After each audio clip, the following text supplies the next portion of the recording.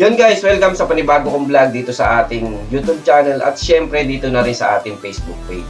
Yun, bukod sa Shadowboxing by June Saint na page natin, pwede nyo rin po akong i-follow para makontak nyo po ako kasi hindi ko na po talaga ma-replyan lahat.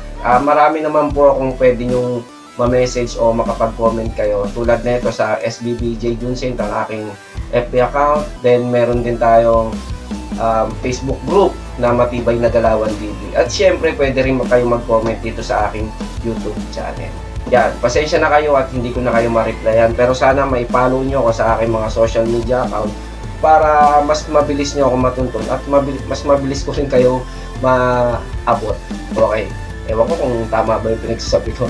Yon, may post nga pala ako sa Facebook page ko kung paano ako mapupuntahan, kung anong oras at anong araw. Kumpleto na po yung detalye na yon.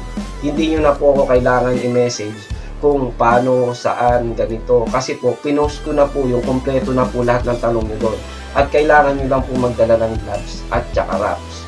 Doon naman sa mga walang gloves at wraps, pwede siguro puntahan nyo ako kahit mga 1 week kang walang gloves, walang wraps. Pwede siguro makahiram tayo sa isang boxer na mabait, mabuti, yun, magpapahiram naman yun. At isa pa, meron akong nabasa na nakakahiya naman na pumunta ka agad doon para magturo. Huwag ka mag-alala.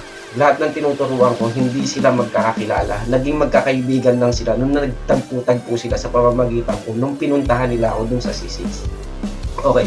Sa mga nagtatanong naman sa edad, tulad ng pa-senior na ako, 56 years old, 45 years old, 34 years old, pwede pa ba ako mag-aral ng boxing?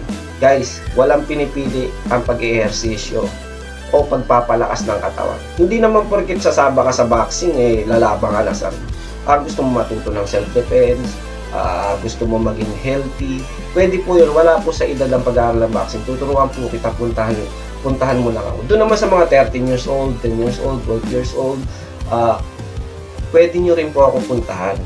Huwag na po kayo magtanong sa akin kung pwede po kayo turuan. Puntahan nyo po ako, pero dapat alam ng magulang nyo na magpapaturo kayo sa akin. Ayoko kung hindi alam, lalo na sa mga minor, na dapat alam nyo ng magulang nila na magpapaturo ako ng boxing. Mag-exercise ako kasama ni coach, magpapaturo ako ng self-defense kasi gusto ko mag-boxing. Dapat alam nyo ng magulang nyo at alam ng magulang nyo na ako ang magtuturo sa inyo. Okay. Doon naman sa mga nagtatanong, sino-sino ba pwedeng turuan?